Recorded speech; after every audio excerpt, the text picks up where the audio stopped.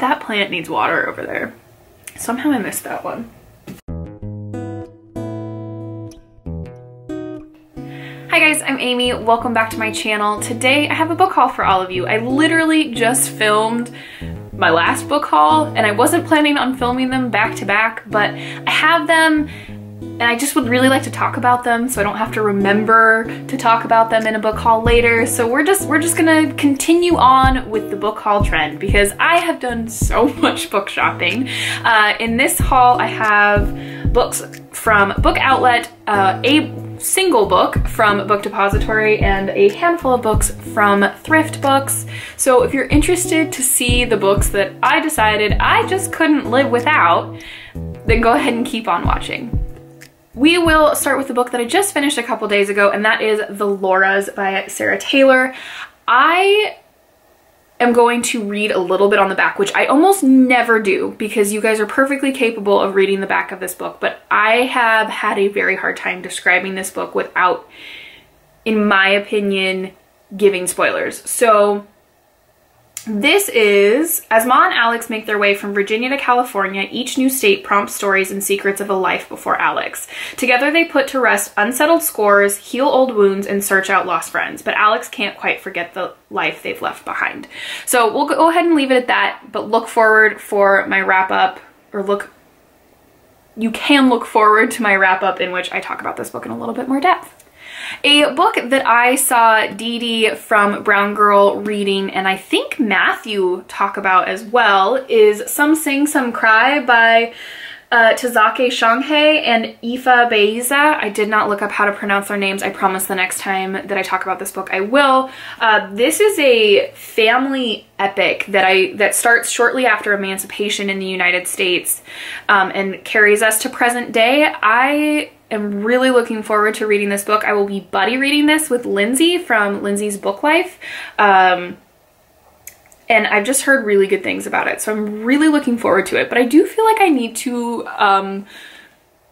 just make a quick comment about the physical heft of this book. Like, it's a big book. It's over 500 pages, but the weight of it is intense. Like, it's heavier than hardback books that I have. And I thought that was interesting and thought that I would mention it because it seemed important. The next book I have to share with you, I have a little bit of a question to ask, and I'll ask it after I kind of describe what I know the book is about, or what I understand the book is about. And that is Summer Cannibals by Melanie Hobson. This is the story of a family.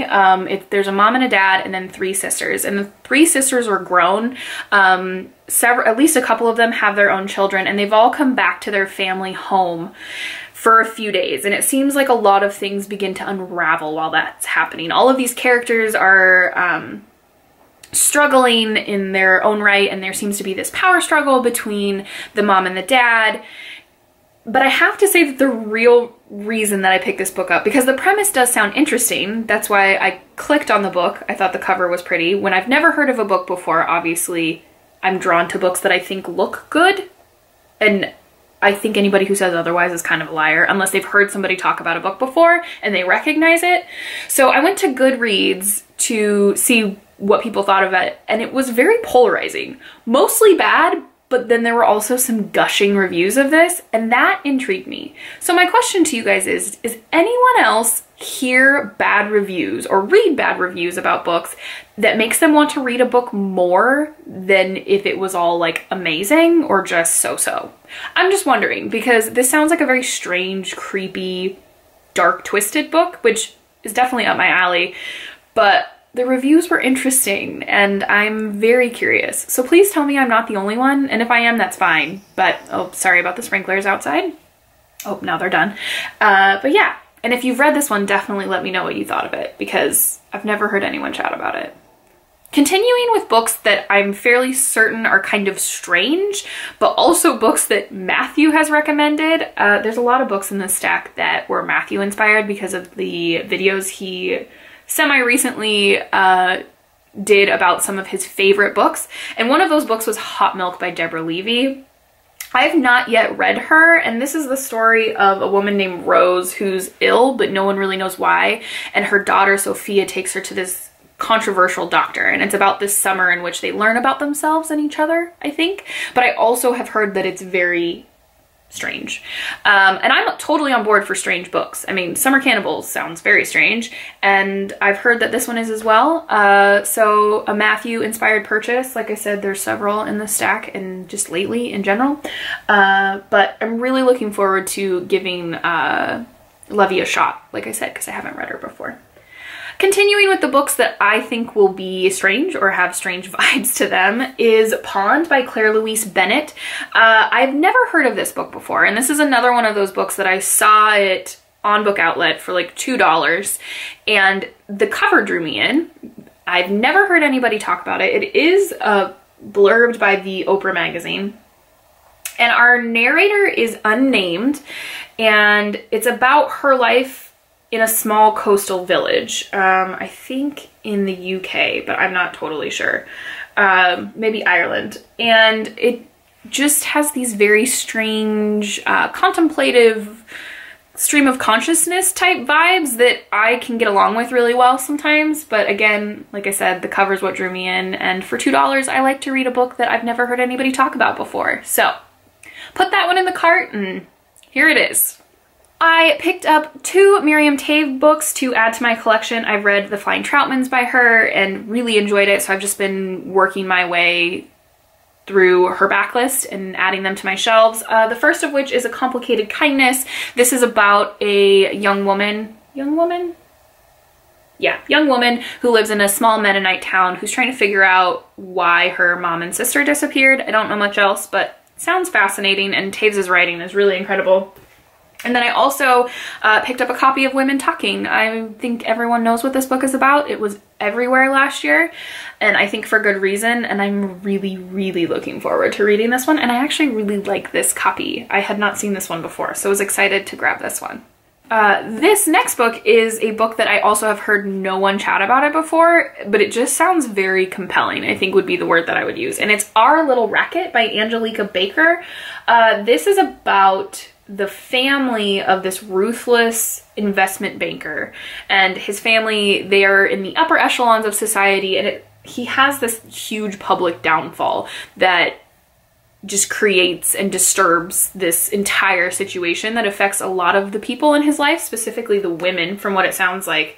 But I think what really has me curious about this book and what prompted me to purchase it is this last sentence in the description, and that's: forced to acknowledge the fragile foundations of their world, they are met with another painful question. Where is the line between willful ignorance and unspoken complicity? And that sounds like a discussion I would love to be a part of. Again, a book I haven't heard anybody chat about, so if you've read it or know anything about it, please let me know. But one that I'm definitely looking forward to. A book that I really don't know a whole lot about, but Doris absolutely raved about it when she read it, and it might have been last year that she read it. I don't remember exactly, but that's all I really need to know, is if Doris is raving about a book, then I should probably read it. And that is Lucky Boy by Shanti Sekaran. This is about a little boy who, his mother is in immigrant detention, and so she comes under the care of Kavya, an Indian American wife who does not have her own child. And that just sounds really fascinating and a story that I would really like to read. And like I said, Doris loved it, so I needed to read it. So I bought it, and now it's here. Last year, I'm fairly certain it was last year, I read Heather O'Neill's The Lonely Hearts Hotel, and so when I saw on Book Outlet that they had her debut, Lullabies for Little Criminals, for some reason I really struggle to say that title, even though I love that title, I decided to pick it up. This is the story of Baby. Yes, she's 13 years old, and her father, from the sounds of it, is a bit of a con man, a drug addict, not a super cool guy, and it's about how Baby handles that situation and kind of maybe gets involved with some not so great things. The cover is great, and I really enjoyed the grit and depth of The Lonely Hearts Hotel, so I'm really, really curious to see what her debut was like. The last book from the Book Outlet order is Mirror Shoulder Signal by Dorth Norse, translated from the Danish by Misha Hoekstra. And this is from Grey Wolf Press. And I think next month for the Indie Press Project, we're reading Grey Wolf Press, or the month after that. I can't remember. But that's why I picked this book up. And this is about Sonia. She's in her 40s and she's just kind of fed up with life. And so she decides to learn how to drive. And it sounds very contemplative and reflective, all things that I really enjoy in a book. And it's not very big either. So I will definitely be getting to this one within the next couple months, and I'm excited to do so. The book that I ordered from Book Depository is a book that I heard Mercedes and Chris from Chris Bookish Cauldron chat about and rave about. And I really, really wanted it, but I don't like the US edition. And because I like pretty books, I don't judge a book by its cover necessarily. I think we're drawn to books because of their covers. We've already kind of had this discussion in this haul. But I just thought that this UK edition was beautiful, and it's also paperback, and I prefer to read paperbacks. So what I picked up is How We Disappeared by Jing Lee. This is a family saga about the aftermath of the Japanese troops coming to Singapore, and in which a young woman is put into a military brothel, so she's a comfort woman, and then about, I think it's her grandson, and how their stories, he hears his grandmother mumbling about things as she's dying and him trying to piece things together. It sounds beautiful. The book is beautiful, so definitely hoping to get to this one sooner rather than later, but you know how that goes. So I have 5 more books to chat with you guys about, and I will try to be quick about this. And these all came from Thrift Books, and I have very conflicting feelings about the state of the books when I received them. So the first of which is a romance novel, and it's Honor's Price by Alexis Morgan, and this is a Warriors of the Mist novel. I've read the first 2 in the series and really enjoyed it. It's a fantasy romance that I really, really loved when I initially read it, and I've been thinking about rereading the series, and I don't have the 3rd and haven't read it yet. So that's the first of the books that I got from here, and it said that it was in good condition, I think, and it's not in bad condition, but it definitely was a library book, which I would have liked to have known. And that we'll continue on with that discussion about the state of these books. And then another book that I picked up is Salt Creek by Lucy Treloar. I heard, oh my gosh, I can't remember her name. Her channel is The Novel Nomad, rave about this book. This is an Australian author, and she was doing Aussie April recommendations.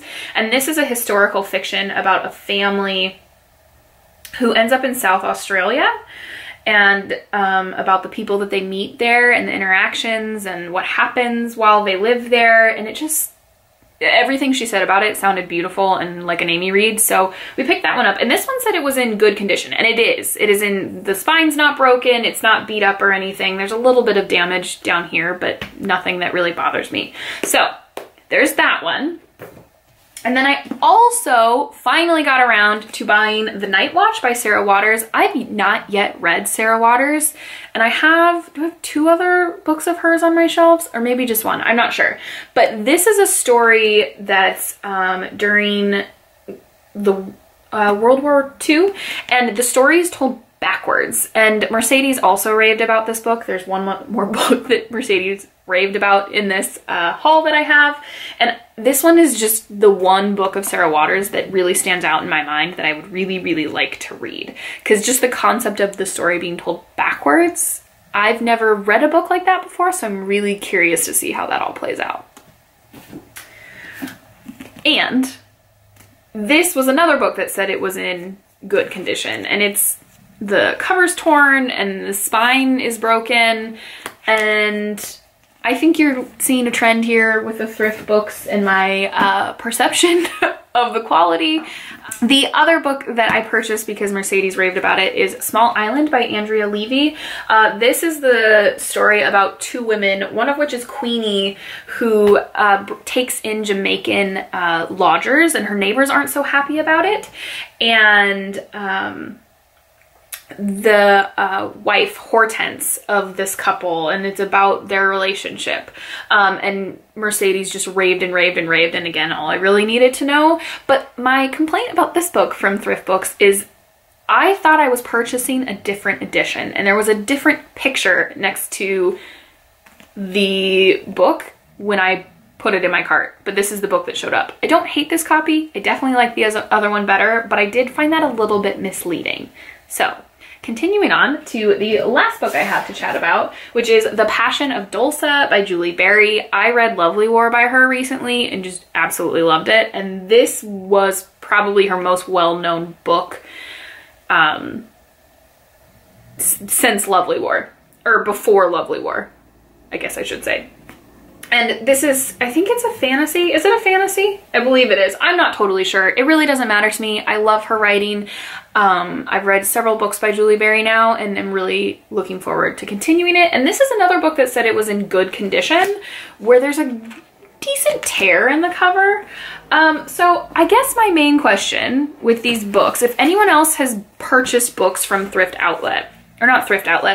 Books, if you have had similar experiences, I just flung the book and it hit the camera. We're just gonna keep going.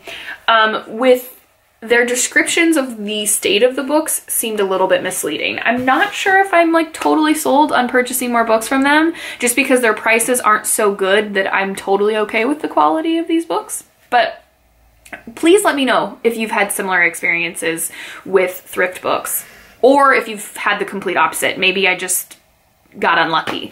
But those are all the books that I have recently purchased. There is a lot of them, as you guys can tell, but I've been doing a lot of reading, so might as well bring more books onto my shelves to continue that journey. But if you guys have read any of these books, let me know your thoughts. If you'd like to read any of them with me now, please let me know that as well. And if you guys like this video, go ahead and give a like. And if you loved it, please subscribe, and we will see you in my next video. Happy reading!